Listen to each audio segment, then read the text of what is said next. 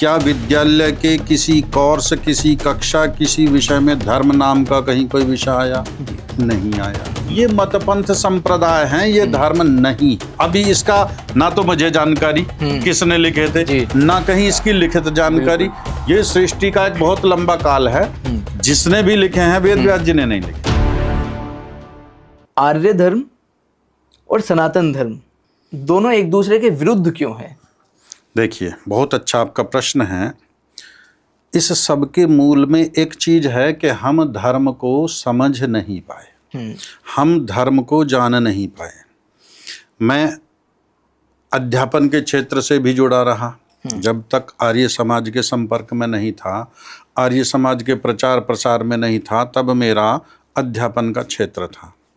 उसके पूर्व स्वाभाविक है छात्र जीवन रहा, लेकिन कहीं छात्र जीवन में या कहीं अध्यापन के क्षेत्र में, और आपने भी कहीं देखा होगा जितनी आपने विद्या शिक्षा प्राप्त की है, क्या विद्यालय के किसी कोर्स, किसी कक्षा, किसी विषय में धर्म नाम का कहीं कोई विषय आया?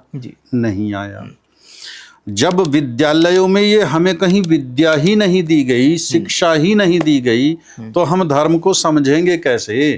धर्म को हम जानेंगे कैसे? जो हमारे शास्त्र हैं वो हमारा सारा साहित्य संस्कृत भाषा में है, और आज से लगभग 1500 वर्ष पूर्व तक हमारे देश की जो भाषा थी, व्यवहार की, परस्पर बोलचाल की, वह संस्कृत रही। और जब तक हमारी भाषा संस्कृत रही, तब तक हम अपनी संस्कृति से जुड़े रहे। संस्कृति शब्द संस्कृत से ही निकला हुआ है। जैसे ही हमारी मातृभाषा छूटी, संस्कृत छूटी, तो संस्कृति छूट गई और संस्कार छूट गए। तो फिर धर्म क्या है, अधर्म क्या है, पाप क्या है, पुण्य क्या है, इसके विषय में भ्रम फैलता चला गया। फिर समाज में जैसा हमने इधर से सुन लिया, उधर से सुन लिया, इनसे सुन लिया, उनसे सुन लिया, उसी को हम धर्म मान बैठे। यदि हम अपने शास्त्रों का अध्ययन करेंगे तो महाराज मनु ने बहुत सुंदर एक परिभाषा दी धर्म के विषय में। धृति क्षमा दमोस्तेयम शौचम इंद्रिय निग्रह धीर विद्या सत्यम अक्रोधो दशकम धर्म लक्षणम। ये महाराज मनु ने 10 लक्षण बताए धर्म के। लेकिन अब धर्म एक विस्तृत विषय है, बहुत बड़ा। इसको बड़े संक्षेप में हम समझेंगे तो धर्म का नाम है कर्तव्य कर्म, इसी का नाम धर्म है। और जो कर्तव्य कर्म है वो मनुष्य मात्र के लिए एक है। चोरी ना करना ये मनुष्य मात्र का धर्म है। वह चाहे हिंदू हो, चाहे मुस्लिम हो, चाहे सिख हो, चाहे ईसाई हो, पादरी हो, जैन हो, कोई भी हो, चोरी करना किसी धर्म में अच्छा नहीं समझा जाएगा।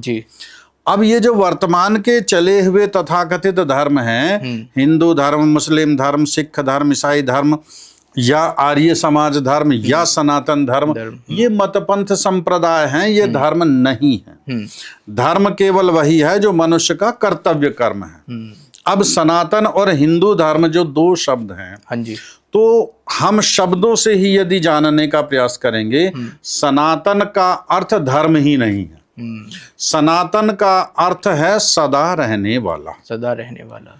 फिर इस शब्द की स्थापना कब हुई? मतलब ये शब्द आया कैसे? ये शब्द सृष्टि के प्रारंभ से है, और इस सृष्टि के नहीं, इसके पूर्व की जितनी सृष्टियां हुई हैं उन सबको भी ये लेकर के चलता है। सनातन का अर्थ तो सदा से है। फिर ये जो सनातन 2 शब्द है, 2 शब्द है, मैं बताता हूँ। एक पुरातन, एक सनातन।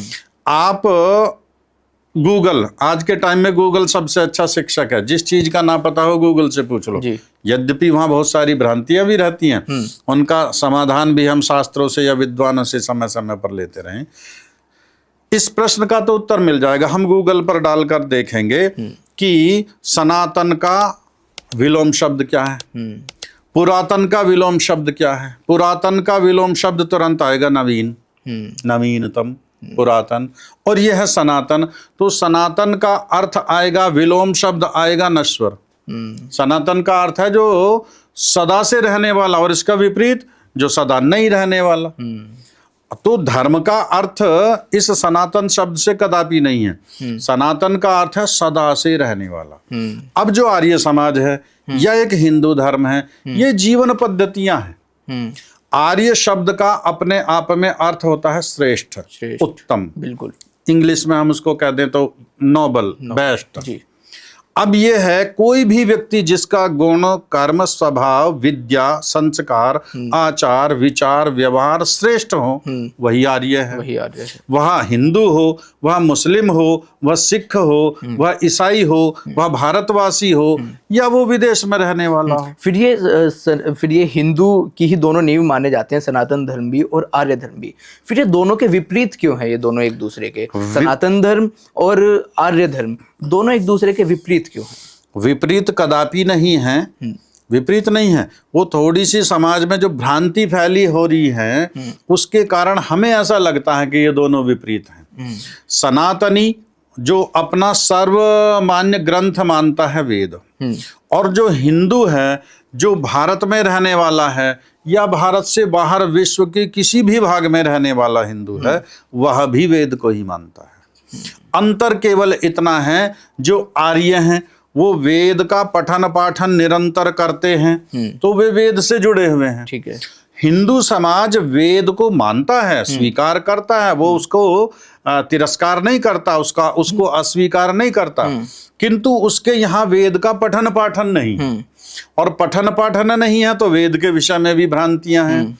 हिंदू समाज मानता है कि वेद तो महर्षि व्यास ने लिखे थे, और महर्षि व्यास का जन्म आज से लगभग 5000 वर्ष पूर्व हुआ था, महाभारत के टाइम में जी। लेकिन वेद व्यास के पिताजी ने भी वेद पढ़े थे, मर्यादा पुरुषोत्तम भगवान श्री राम ने भी वेद पढ़े थे, वो तो महाभारत से बहुत काल पहले थे। लिखे अब वेद व्यास जी ने, तो राम जी ने वेद कहाँ से पढ़े? उनको वेद किसने पढ़ाया? वशिष्ठ और विश्वामित्र को वेद किसने पढ़ाए? वेद जान सृष्टि के प्रारंभ में परमपिता परमात्मा ने अग्नि, आदित्य, वायु और अंगिरा ऋषियों को दिया। इन चारों ऋषियों से ये विद्या महर्षि ब्रह्मा जी ने सीखी। आज भी हम देखते हैं हिंदू समाज में काल्पनिक चित्र आता है ब्रह्मा जी का, जिसके 4 मुख बने हुए हैं। अब एक बार हम एक कार्यक्रम में थे, तो एक बालक ने प्रश्न पूछ लिया हमसे कि आचार्य जी, ये जो ब्रह्मा जी के 4 मुंह हैं, ये ब्रह्मा जी सोते कैसे होंगे? जब सोएंगे एक मुंह तो दबना ही है, जब चारों तरफ मुंह है। तो ये एक अलंकारिक वर्णन है, अर्थात ब्रह्मा जी को चारों वेदों का ज्ञान प्राप्त था। उन चारों ऋषियों से एक एक वेद का ज्ञान प्राप्त किया ब्रह्मा जी ने, और उस वेद ज्ञान को आगे श्रुति परंपरा से बढ़ाया। अर्थात आपने बोला मैंने सुन लिया, मैंने बोला आपने सुन लिया, इसका नाम है श्रुति परंपरा। और बहुत बाद में, सृष्टि के बहुत बाद में जाकर के ये कहीं वेद लिपिबद्ध हुए। तो ऐसा नहीं है महर्षि वेद व्यास ने ही वेद लिखे थे। वेद व्यास उनको ऐसा इसलिए कहा जाता है, व्यास आप जानते हैं ना, चक्र में यहां से और वहां तक की एक रेखा है, इसका नाम है व्यास है, यानी इस छोर से उस छोर तक। तो महर्षि व्यास ने यहां से लेकर और वहां तक, अर्थात प्रारंभ से लेकर अंत तक सारे वेदों का अध्ययन किया, इसलिए उनका नाम पड़ा वेद व्यास। अब ये कहने लगे कि वेद व्यास जी ने लिख दिए, उन्होंने लिखे उन्होंने नहीं थे, लिखे तो अभी इसका ना तो मुझे जानकारी किसने लिखे थे, ना कहीं इसकी लिखित जानकारी। ये सृष्टि का एक बहुत लंबा काल है, जिसने भी लिखे हैं वेद व्यास जी ने नहीं लिखे, इसी कारण ये भ्रांति हुई है। अब हिंदू वेद को मानता है, और जो आर्य समाजी है वह भी वेद को मानता है, लेकिन आर्य और हिंदू में केवल इतना सा अंतर है कि वो वेद को मानता भी है और वेद को जानता भी है। वो वेद का पठन पाठन आर्य समाज का सिद्धांत है। वेद का पढ़ना पढ़ाना, सुनना सुनाना प्रत्येक आर्य अर्थात श्रेष्ठ व्यक्ति का परम धर्म है। इसी तरह की और शॉर्ट क्लिप देखने के लिए चैनल अभी सब्सक्राइब करें।